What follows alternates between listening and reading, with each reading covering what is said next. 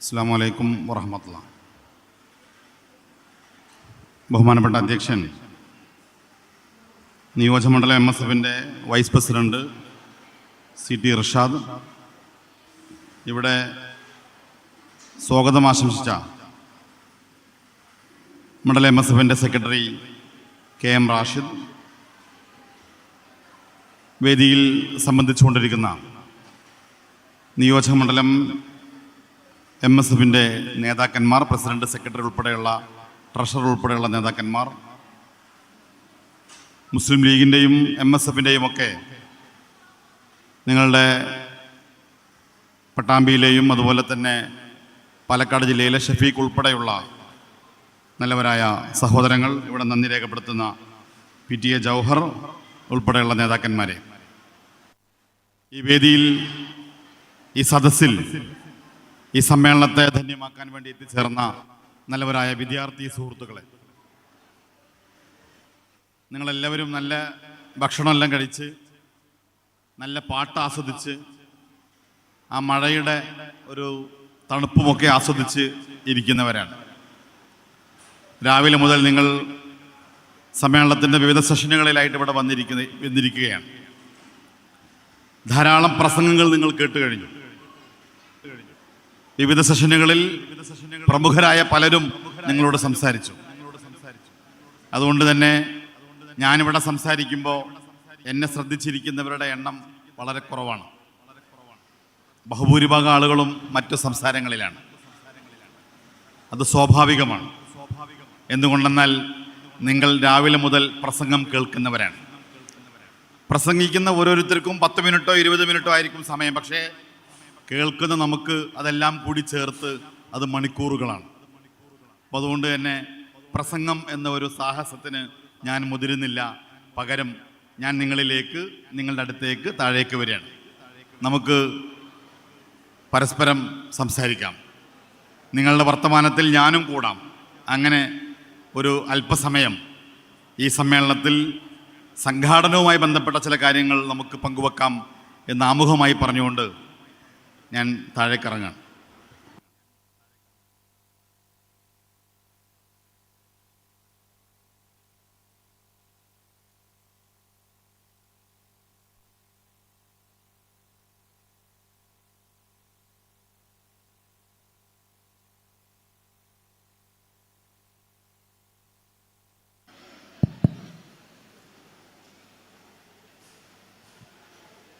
Okay, വളരെ സന്തോഷത്തോടു കൂടിയാണ് നിങ്ങളുടെ കൂടെ ഞാനും ചേരുന്നത്. ഞാൻ അവിടെ ഇരുന്നപ്പോൾ ഉള്ള പോലെ അല്ല ഇപ്പോൾ താഴെ. പലരും സംസാരം നിർത്തി കുറച്ചും കൂടെ ഈ സദസ്സിലേക്കും സമ്മേളനത്തിലേക്കും വന്നു. ഒന്ന് എഴുന്നേൽക്കെല്ലാവരും, ഒന്ന് വെറുതെ.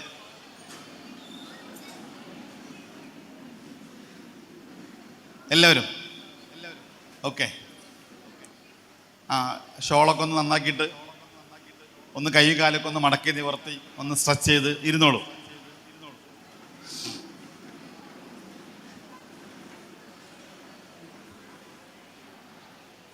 ഓക്കെ, ശരി. ഞാനും കരുതി അങ്ങോട്ട് നോക്കുന്ന സമയത്ത് അവിടെ എന്താണ് കാണുന്നതെന്നാണ് ഞാൻ നോക്കിക്കൊണ്ടിരുന്നത്. ഞാൻ ഒന്ന് എഴുന്നേൽക്കൂ എന്ന് പറഞ്ഞപ്പോൾ കുറേ ആളുകളുടെ മുഖത്ത് ഒരു പ്രത്യേകമായ ഭാവം കാണാനിടയായി. എന്തൊക്കെയോ പണികൾ തരാൻ പോവാണ് എന്നുള്ള ഒരു തുടക്കത്തിൻ്റെ അല്ലെങ്കിൽ അത്തരമൊരു ചിന്തയുടെ ഭാവം. നമ്മളൊക്കെ അങ്ങനെയാണ്. നമ്മുടെ ഒരു കംഫർട്ട് സോണിൽ ഇങ്ങനെ ഇരിക്കാൻ ആഗ്രഹിക്കും. നമ്മളോട് എന്തെങ്കിലുമൊക്കെ ചെയ്യാൻ പറയുമ്പോൾ നമുക്കിത് പ്രയാസമാണ്. എഴുന്നേൽക്കൂ, ഇരിക്കൂ എന്നൊക്കെ പറയുമ്പോൾ ഒരു ബുദ്ധിമുട്ടായിട്ട് തോന്നും. പക്ഷേ ഈ ഉച്ചയ്ക്ക് ശേഷമുള്ള സമയത്ത് നമ്മൾ എന്തെങ്കിലുമൊക്കെ ചെയ്യാഞ്ഞാൽ നമ്മളിങ്ങനെ ചെറിയൊരു മയക്കത്തിലേക്കും അല്ലെങ്കിൽ ഒരു ആലസ്യത്തിലേക്കും കടന്നു പോകും. ഇങ്ങനെയൊക്കെ പറയുമ്പോൾ ഓളെന്തോ കാര്യമായ വർത്തമാനത്തിലാണ്. ഓളെ തോളിൽ കൈവച്ചൊക്കെ കണ്ടാൽ ഓല് എന്താ പറയുക, പിരിയാൻ പറ്റാത്ത സുഹൃത്തുക്കളാണ്. ഏത് നേരത്തും അങ്ങനെ തന്നെ മാത്രമേ കഴിയൂ എന്ന അവസ്ഥയിലാണ്. എനിക്ക് നിങ്ങളോട് നമ്മുടെ ഇന്നത്തെ ഈ ഒരു സമയത്ത് ഞാൻ പറയാൻ ഉദ്ദേശിക്കുന്നത് സംഘാടനവുമായി ബന്ധപ്പെട്ട കാര്യങ്ങളാണ്. നിങ്ങളിവിടെ ഇരിക്കുന്നത് MSF ആയതുകൊണ്ടാണ്. ഞാൻ നിങ്ങളോട് സംസാരിക്കുന്നത് ഞാനും ഒരു മുസ്ലിം ലീഗുകാരനായതുകൊണ്ടാണ്, പഴയ MSFകാരനായതുകൊണ്ടാണ്. നമ്മളൊക്കെയും ഒരു കുടുംബമാണ്. മുസ്ലിം ലീഗ് എന്ന കുടുംബമാണ്. ഈ പട്ടാമ്പിയിൽ, നിങ്ങളുടെ ഈ പ്രദേശത്ത് എനിക്ക് ധാരാളം സഹോദരങ്ങളുണ്ട്. അതെൻ്റെ രക്തബന്ധത്തിലുള്ള സഹോദരങ്ങളല്ല, എൻ്റെ സൗഹൃദ ബന്ധത്തിലുള്ള, എൻ്റെ കൂടെ പഠിച്ചവരല്ല. എന്നാൽ പ്രാസ്ഥാനികമായി പലതവണ പട്ടാമ്പിയിലെ പല പ്രദേശങ്ങളിൽ പരിപാടിക്ക് വന്നപ്പോഴും അവരോട് സംസാരിച്ചപ്പോഴും അങ്ങനെ അടുത്തു ഇടപഴകിയുണ്ടായ ലീഗിലെ, മുസ്ലിം ലീഗ് പ്രസ്ഥാനത്തിലെ സഹോദരങ്ങളാണ്. നമ്മുടെ പാർട്ടി നമുക്കൊരു കുടുംബം പോലെയാണ്. മുസ്ലിം ലീഗ് പാർട്ടി നമ്മൾ ഓരോരുത്തരെയും ഒരു കുടുംബത്തിലെ അംഗത്തെ പോലെയാണ് കണ്ടിട്ടുള്ളത്. അതുകൊണ്ടാണ് ലീഗ് രാഷ്ട്രീയം ആ പാർട്ടിയിൽ അംഗത്വമെടുക്കുന്ന ആളുകളുടെ വളർച്ചയ്ക്ക് വലിയ പ്രാധാന്യം കൊടുക്കുന്നത്. MSFിൽ മെമ്പർഷിപ്പ് എടുക്കുന്നതോടുകൂടി ആ MSFകാരി വളരണമെന്ന് നമ്മൾ ആഗ്രഹിക്കുന്നു. പാർട്ടി വളരുക എന്ന് പറഞ്ഞാൽ പാർട്ടി പ്രവർത്തകർ വളരുക എന്നതാണ്. നിങ്ങൾ വളരുമ്പോഴാണ് MSF വളരുന്നത്, നമ്മൾ വളരുമ്പോഴാണ് സംഘടന വളരുന്നത്. ഈ ലീഗ് രാഷ്ട്രീയത്തെ, MSF എന്ന സംഘടനാ സംവിധാനത്തെ വളർത്താൻ നമ്മളെടുത്തുള്ള വഴി, നമ്മൾ ഉപയോഗിക്കേണ്ട ഏറ്റവും വലിയ ആയുധം എന്താണെന്ന് ചോദിച്ചാൽ എൻ്റെ മനസ്സിലുള്ള ഉത്തരം നമ്മൾ വളരുക എന്നതാണ്. ഇപ്പോഴും എന്നെ തന്നെയാണ് കാണിച്ചുകൊണ്ടിരിക്കുന്നത്. നിങ്ങൾ എനിക്ക് കൊണ്ടത് അത് ഓഫ് ചെയ്തിട്ട് പിന്നെ നമ്മുടെ പോസ്റ്റർ എന്തെങ്കിലും അവിടെ പ്ലേ ചെയ്താൽ മതി, അതായിരിക്കും നന്നാവുക. കാരണം ഒരാൾ പോലും എന്നെ നോക്കുന്നില്ല, എന്നാൽ എന്നെ തന്നെ അങ്ങോട്ടാണ് നോക്കുന്നത്. അതെനിക്ക് കുറച്ചും കൂടെ എന്തോ ഒരു പ്രയാസം ഉണ്ടാക്കുമല്ലോ. നിങ്ങൾ ഇങ്ങോട്ട് വരൂ, കാണുന്നില്ല എല്ലാവർക്കും, അത്രയും വലിയ കുറേ ദൂരെയൊന്നുമില്ലല്ലോ നമ്മൾ. ഞാൻ പരമാവധി അടുത്തേക്ക് വരാം. അപ്പം MSFനെ ശാക്തീകരിക്കുക, മുസ്ലിം ലീഗിനെ ശാക്തീകരിക്കുക എന്ന് പറഞ്ഞാൽ നമ്മൾ ആദ്യം ഏറ്റെടുക്കേണ്ട ദൗത്യം നമ്മളെ ശാക്തീകരിക്കലാണ്. എന്താണ് MSFന്റെ മുദ്രാവാക്യം? MSFന്റെ മുദ്രാവാക്യം എന്താണ്? ഐക്യം, അതിജീവനം, അഭിമാനം. അത് ഈ സമ്മേളനത്തിന്റെ മുദ്രാവാക്യമാണ്. ഒരു നല്ല കൈയ്യടി കൊടുക്കും നിങ്ങൾ എല്ലാവരും. സന്തോഷം. ഐക്യം, അതിജീവനം, അഭിമാനം. ഈ സമ്മേളനത്തിന്റെ ക്യാപ്ഷൻ അവൾ മനസ്സിൽ കുറിച്ചു വച്ചിരിക്കുന്നു. MSFന്റെ മുദ്രാവാക്യം എന്താണ്? ഞാനൊരു പരിപാടിക്ക് പോയപ്പോൾ അവിടുന്ന് ചങ്ങാതി പറഞ്ഞു MSF സിന്ദാബാദ് എന്നാണ് MSFന്റെ മുദ്രാവാക്യം. അത് ശരിയാണ്. എന്താണ് MSFന്റെ മുദ്രാവാക്യം? പഠിക്കുക, പഠിക്കുക, വീണ്ടും പഠിക്കുക. ഇത് CH പറഞ്ഞ മുദ്രാവാക്യമാണ്. MSFകാരൻ്റെ മുദ്രാവാക്യം പഠിക്കുക, പഠിക്കുക, പിന്നെയും പഠിക്കുക, വീണ്ടും പഠിക്കുക. പഴയ കാലത്ത്, എൻ്റെ കുട്ടിക്കാലത്ത് ഞങ്ങളുടെയൊക്കെ നാട്ടിൽ 10ാം ക്ലാസ്സിൽ പരീക്ഷ എഴുതി പരാജയപ്പെടുന്ന ആളുകൾ അടുത്ത വർഷം വീണ്ടും 10ാം ക്ലാസ്സിൽ പോകും. അന്ന് പരീക്ഷയില്ല. എന്ന് പറയുമ്പോൾ സേവ് എ ഇയർ എന്നാണ്. ഒരു വർഷം നമ്മൾ സേവ് ചെയ്യാൻ പോവാണ്. ബാങ്ക് കഴിഞ്ഞിട്ട് നമുക്ക് തുടരാം.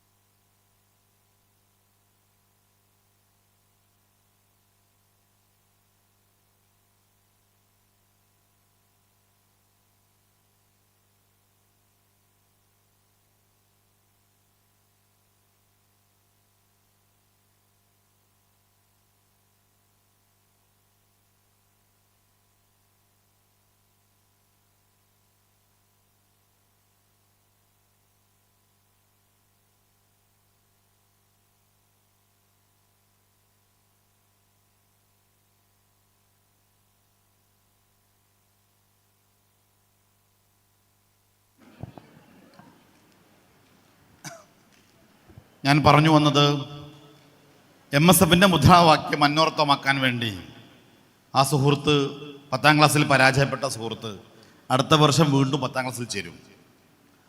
അവന് പിന്നെ സ്കൂളിൽ പഠിക്കാൻ പറ്റില്ല.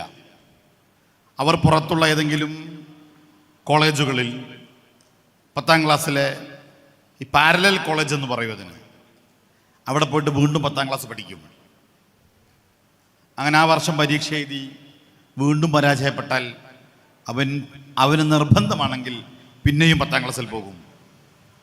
അങ്ങനെ 3ാം വർഷം 10ാം ക്ലാസ്സിൽ പോകുന്ന ഒരു സുഹൃത്ത് പറഞ്ഞു, ഞാൻ SSLC ഫൈനൽ ഇയർ ആണ് എന്ന് പറഞ്ഞു. ഡിഗ്രി ഫൈനൽ ഇയർ എന്നൊക്കെ പറയണ പോലെയാണ്. പഠിക്കുക പഠിക്കുക വീണ്ടും പഠിക്കുക എന്ന് പറയുന്നത് ഏതെങ്കിലും ഒരു ക്ലാസ്സിൽ പഠിക്കുകയും ആ ക്ലാസ്സിൽ തോൽക്കുകയും പിന്നെയും അത് തന്നെ പഠിക്കുകയും പിന്നെയും അത് തന്നെ പഠിക്കുകയും ചെയ്യുന്ന ഒരർത്ഥവുമില്ലാത്ത പഠനമല്ല. പകരം CH മുഹമ്മദ് കോയ MSFകാരോട് പറഞ്ഞത് ലൈഫ് ലോങ് ലേണിങ്ങിനെ കുറിച്ചാണ്. ജീവിതത്തിൻ്റെ അവസാനം വരെ നമ്മൾ പഠിച്ചുകൊണ്ടിരിക്കുകയാണ്. അതിൽ കുറച്ചു കാലം മാത്രമാണ് ക്ലാസ് മുറിയിൽ നമ്മൾ പഠിക്കാനിരിക്കുന്നത്. അവിടുന്ന് അങ്ങോട്ട് ജീവിതം ഒരു യാത്രയാണ്. ആ യാത്ര മുഴുവൻ പഠനം കൂടെ ഉണ്ടാവണമെന്നും പുതിയ അറിവുകളും അന്വേഷണങ്ങളും നമ്മുടെ കൂടെ ഉണ്ടാവണമെന്ന് MSFകാരോട് CH പറയുകയാണ്. നമ്മൾ പട്ടാമ്പിയിലെ വിദ്യാർത്ഥിത്വമാണ് ഇവിടെ കൂടിയിരിക്കുന്നത്.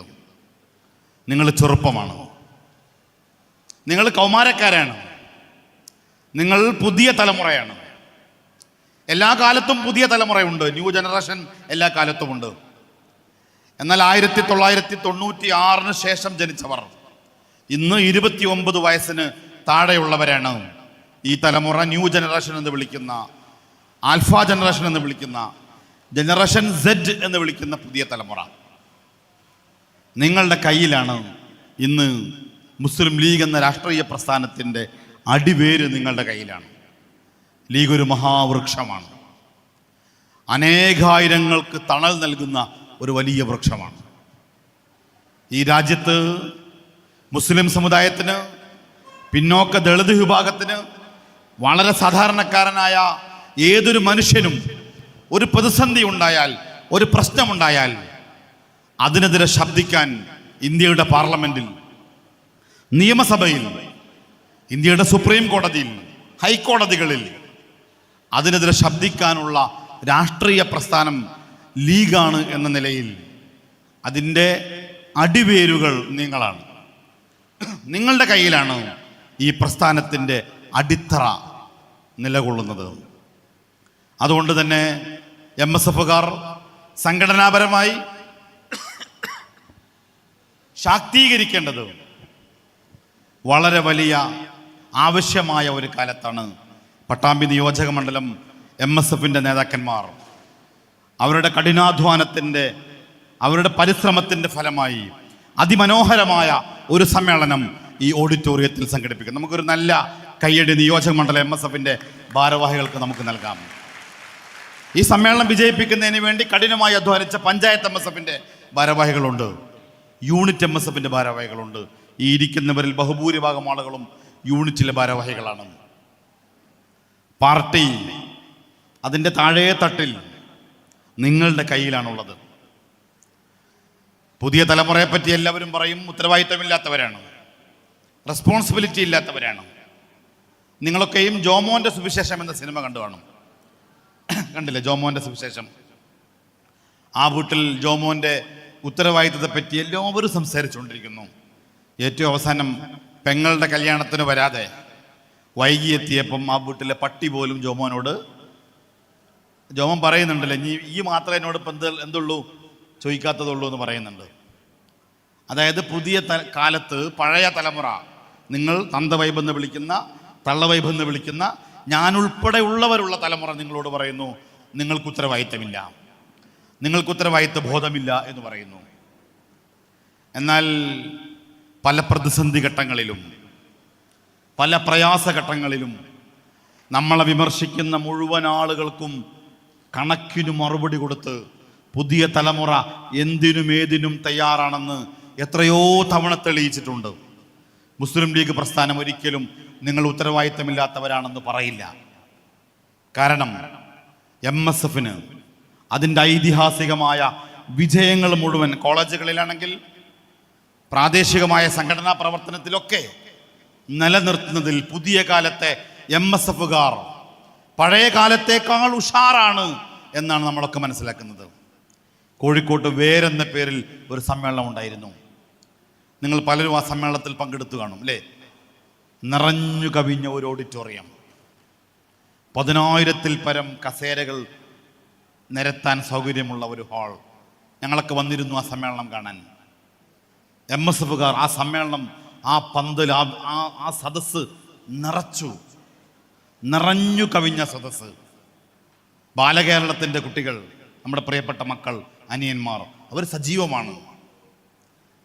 അവരെ നമ്മുടെ പരിപാടികളിൽ കൊണ്ടുവരാനും പരിപാടികളിൽ സജീവമാക്കാനും നമ്മൾ മനസ്സ് വെച്ചാൽ ഈ രാഷ്ട്രീയ പ്രസ്ഥാനം, ഈ വിദ്യാർത്ഥി സംഘടന അതിശക്തമായ നേട്ടങ്ങളിലേക്കും പുരോഗതിയിലേക്കും പോകും. നമുക്ക് എന്തൊക്കെ ചെയ്യണം നമ്മുടെ നാട്ടിൽ, അതാണ് എൻ്റെ സംസാര വിഷയം. നിങ്ങൾ പുതിയ കമ്മിറ്റി ഭാരവാഹികളാണല്ലേ, പുതിയ പ്രസിഡന്റും സെക്രട്ടറിയും ട്രഷറർമാരും അതുപോലെ തന്നെ സഹഭാരവാഹികളൊക്കെയാണ്, പുതിയ ഭാരവാഹികളാണ്. എന്താണ് നമ്മുടെ നാട്ടിൽ നമുക്ക് ചെയ്യാനുള്ളത്? എന്തൊക്കെ ചെയ്യാൻ പറ്റും നമുക്ക്? MSFന്റെ പ്രസിഡന്റ് ആവുക, MSFന്റെ സെക്രട്ടറി ആവുക, ട്രഷറർ ആവുക എന്നത് ഒരു കമ്മിറ്റിയിൽ ഒരു തെരഞ്ഞെടുപ്പ് മാത്രമാണ്. Just A selection. ഒരാളുടെ പേര് പറയുന്നു, മറ്റുള്ളവർ കൈയടിക്കുന്നു, അല്ലെങ്കിൽ തക്ബീർ ചൊല്ലുന്നു, ഓക്കെ പറയുന്നു, അയാൾ പ്രസിഡന്റ് ആവുന്നു. ആരൊക്കെയോ പറഞ്ഞ് സെക്രട്ടറി ആവുന്നു, ട്രഷറർ ആവുന്നു, ജോയിന്റ് സെക്രട്ടറിമാരും വൈസ് പ്രസിഡന്റുമാരും ആവുന്നു. അതൊരു സെലക്ഷനാണ്. ആ സെലക്ഷൻ തന്നെ വളരെ പ്രധാനപ്പെട്ട ഒരു പ്രവർത്തനമാണ്. നോക്കൂ, ഈ ഇരിക്കുന്ന നിങ്ങളൊക്കെയും പ്രസിഡന്റോ സെക്രട്ടറിയോ ട്രഷററോ മറ്റു ഭാരവാഹികളോ ആയത് ഒരുപക്ഷെ നിങ്ങളുടെ നിർബന്ധം കൊണ്ടായിരിക്കണമെന്നില്ല. നിങ്ങളുടെ നാട്ടിലെ മുതിർന്ന ആളുകൾക്ക് തോന്നിക്കാണും അവരതിന് പറ്റും, അവരതിന് യോഗ്യരാണ്, അവർ ഈ കാര്യങ്ങൾ ഏൽപ്പിച്ചാൽ വൃത്തിയായി ചെയ്യും. ആ വിശ്വാസത്തിൻ്റെ പുറത്താണ് നിങ്ങളെ ഭാരവാഹികളാക്കിയത്. നമ്മുടെ പാർട്ടി കേരളത്തിലെ ഏറ്റവും ശക്തമായ പാർട്ടി ആൾബലം കൊണ്ടല്ല, അതിൻ്റെ കെട്ടുറപ്പ് കൊണ്ട്, അതിൻ്റെ ഭദ്രത കൊണ്ട്, നേതൃഗുണം കൊണ്ട് ഏറ്റവും മികച്ച പാർട്ടികളിൽ ഒന്നാണ് ഇന്ത്യൻ യൂണിയൻ മുസ്ലിം ലീഗ്. എങ്ങനെയാണ് മുസ്ലിം ലീഗ് ആ നേട്ടം കൈവരിച്ചത് എന്ന് ചോദിച്ചാൽ നല്ല നേതാക്കന്മാരുണ്ടായതുകൊണ്ടാണ്. നല്ല നേതാക്കന്മാരുണ്ടായതുകൊണ്ടാണ്. കേരളത്തിൽ ആർക്കും തകർക്കാൻ കഴിയാത്ത ശക്തിയായി ലീഗ് നിലകൊള്ളുന്നത് ഓരോ നാട്ടിലും നല്ല നേതാക്കന്മാരുണ്ടായതുകൊണ്ടാണ്. എൻ്റെ പ്രിയപ്പെട്ട നേതാക്കന്മാരെ എന്ന് ഞാൻ നിങ്ങൾ അഭിസംബോധന ചെയ്യുന്നു. നിങ്ങളാണ് ഇനി നമ്മുടെ നാട്ടിൽ MSF ഉണ്ടാക്കേണ്ടത്. നിങ്ങളാണ് ആ നല്ല നേതാവായിട്ട് മാറേണ്ടത്. ഞാൻ നേരത്തെ പറഞ്ഞല്ലോ, സെലക്ഷനാണ്. ആരുടെ സെലക്ഷൻ? പേര് പറഞ്ഞ ഏതെങ്കിലും ഒരു ആളെ നമുക്കറിയാം, ഇന്ന കാക്കയാണ് എൻ്റെ പേര് പറഞ്ഞത് പ്രസിഡൻ്റായിട്ട്, ഇന്ന ആളാണ് എൻ്റെ പേര് പറഞ്ഞത് സെക്രട്ടറി ആയിട്ട്, എന്നെ ട്രഷററാക്കിയത് മറ്റേ ആളാണ്, അങ്ങനെ പറയാം. അയാളാണ് എന്നോട് ഇതാവണം എന്ന് പറഞ്ഞത്. പക്ഷേ അതിനുമപ്പുറത്ത് നമ്മളെ തിരഞ്ഞെടുത്ത മറ്റൊരാളുണ്ട്. ആരാണത്? നമ്മളൊക്കെ വിശ്വാസികളാണ്. നോക്കൂ, നമുക്ക് ലഭിക്കുന്ന ഓരോ സ്ഥാനങ്ങളും ഓരോ പദവികളും അത് അള്ളാഹുവിൻ്റെ തെരഞ്ഞെടുപ്പാണ്. ഞാനിവിടെ നിൽക്കുന്നത്, നിങ്ങളോട് സംസാരിക്കാൻ എന്നെ പാകപ്പെടുത്തിയത്, എനിക്ക് കുറേ പേരുകൾ പറയാനുണ്ടാകുമെങ്കിലും എനിക്ക് ഈ കഴിവുകളെല്ലാം നൽകിയത് നമ്മുടെ റബ്ബാണ്, അള്ളാഹുവാണ്.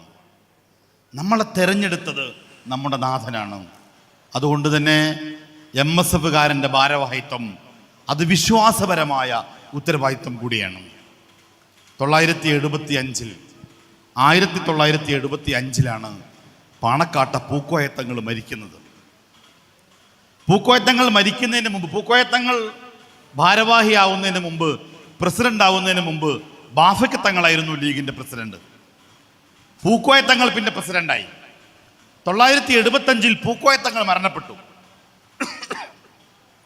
പൂക്കോയത്തങ്ങൾ മരണപ്പെട്ടപ്പോൾ ഒരു ശൂന്യത.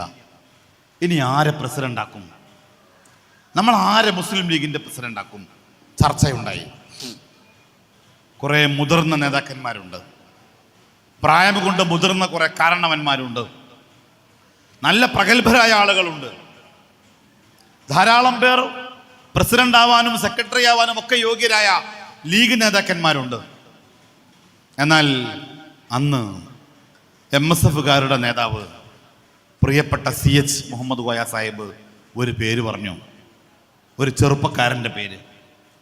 മുസ്ലിം ലീഗിൻ്റെ സംസ്ഥാന അധ്യക്ഷനായി പാണക്കാട്ട പുതിയ മാളിയേക്കൽ സയ്യിദ് അഹമ്മദ് പൂക്കോയത്തങ്ങൾ എന്ന PMSA പൂക്കോയത്തങ്ങൾക്ക് പകരമായിട്ട് 40 വയസ്സ് മാത്രം പ്രായമുള്ള ഒരു ചെറുപ്പക്കാരൻ. 40 വയസ്സെന്ന് പറയുമ്പോൾ നിങ്ങളുടെ മനസ്സിൽ 40 വലിയ പ്രായമാണ്. 40 വയസ്സായില്ലേ, വലിയ ആളാണെന്ന് തോന്നും. എനിക്ക് 40ഓടടുത്തു, വളരെ കുറഞ്ഞ വർഷങ്ങൾ മാത്രമേ ഇനി 40ലേക്കുള്ളൂ. അപ്പം എന്നേക്കാൾ 3 വയസ്സ് കൂടിയ ഒരു ചെറുപ്പക്കാരൻ,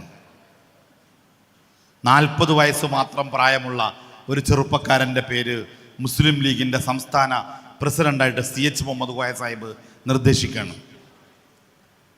ആ വ്യക്തിയെ വിളിച്ചു. അദ്ദേഹം ആ പ്രസിഡന്റ് ആവണമെന്ന കാര്യം പറഞ്ഞപ്പോൾ വല്ലാതെ വിഷമിച്ചത്രേ, സങ്കടപ്പെട്ടു, പ്രയാസപ്പെട്ടു.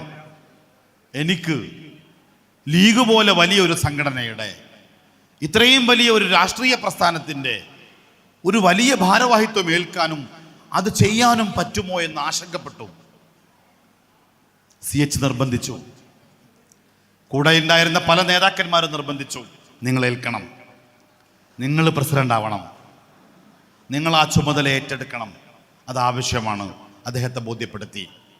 975 മുസ്ലിം ലീഗിന് ഒരു 40കാരൻ പ്രസിഡന്റായിട്ട് വന്നു.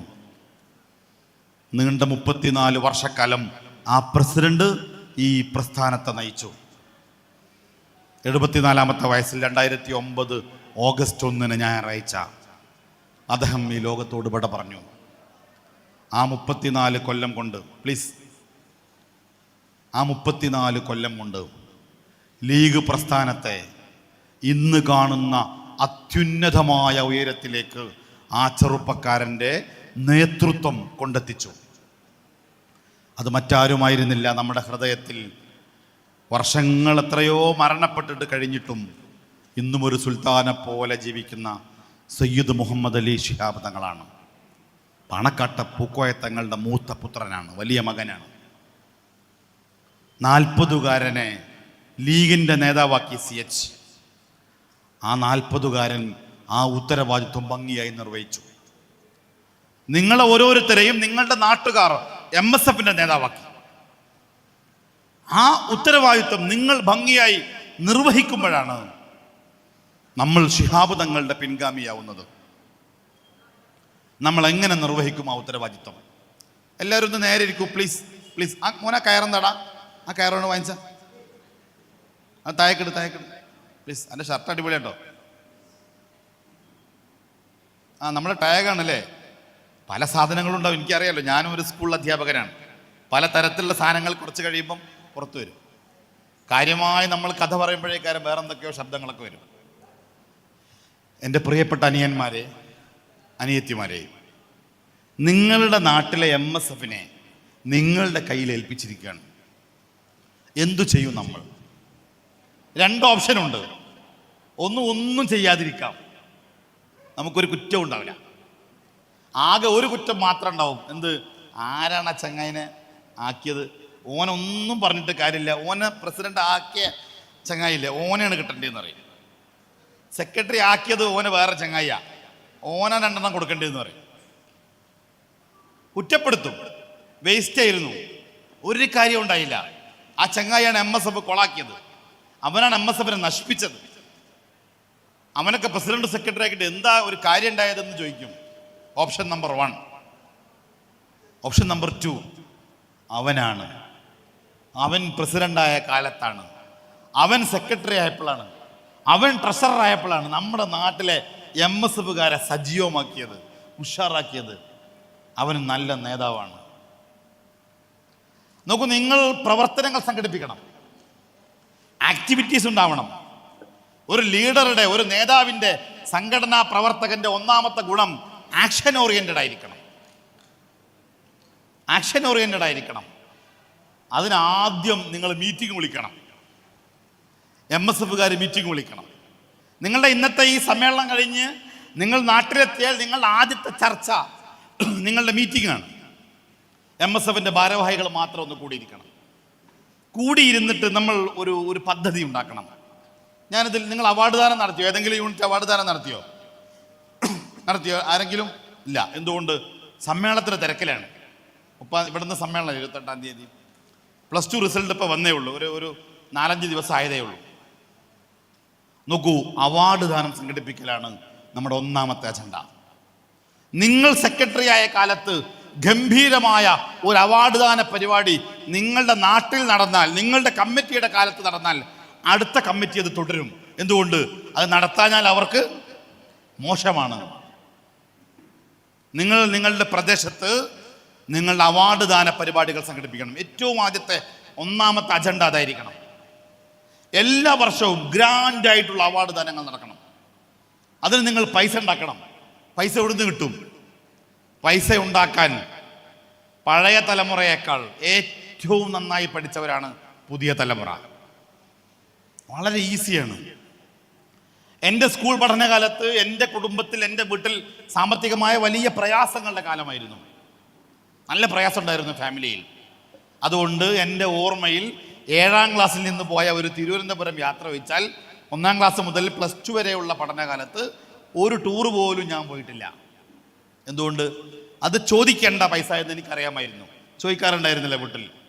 ചോദിച്ചാൽ ഉമ്മ എങ്ങനെയെങ്കിലുമൊക്കെ സംഘടിപ്പിച്ച് തരും. പക്ഷെ വേണ്ട എന്ന് സ്വയം തീരുമാനിക്കും. 7ാം ക്ലാസ്സിൽ എങ്ങനെയൊക്കെയോ ഒത്തു ഒരു യാത്ര പോയി. എന്നാൽ ഇന്ന് എൻ്റെ കുടുംബത്തിലെ ഒരു കുട്ടി, അവളെല്ലാ വർഷവും ടൂർ പോകും. അവളുടെ ഉപ്പാനോടോ ഉമ്മാനോടൊന്നും അവൾ പൈസ വാങ്ങുന്നുണ്ടോ ഇല്ലയെന്ന് എനിക്ക് അറിഞ്ഞൂടാ. ചിലപ്പോൾ വാങ്ങുന്നുണ്ടാവാം, കുറച്ച് അവരും കൊടുക്കുന്നുണ്ടാവാം.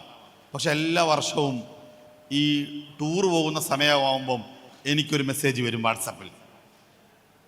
ഗൂഗിൾ പേ നമ്പർ അതിൻ്റെ താഴെ ഉണ്ടാകും. ടൂറിന് സമയമായിരിക്കുന്നു, താങ്കളുടെ സംഭാവന എത്രയാണെന്ന് വെച്ചാൽ അയച്ചോളൂ. മിനിമം 500. ഞാൻ നോക്കുമ്പോൾ എൻ്റെ വൈഫിൻ്റെ ഫോണിലേക്കും ഇതേ മെസ്സേജ് വന്നിട്ടുണ്ട്. നോക്കൂ, ഒരു പ്രയാസവുമില്ലാതെ അവളുടെ കസിൻസിനോട് അവൾ എന്ത് ചെയ്യുന്നു?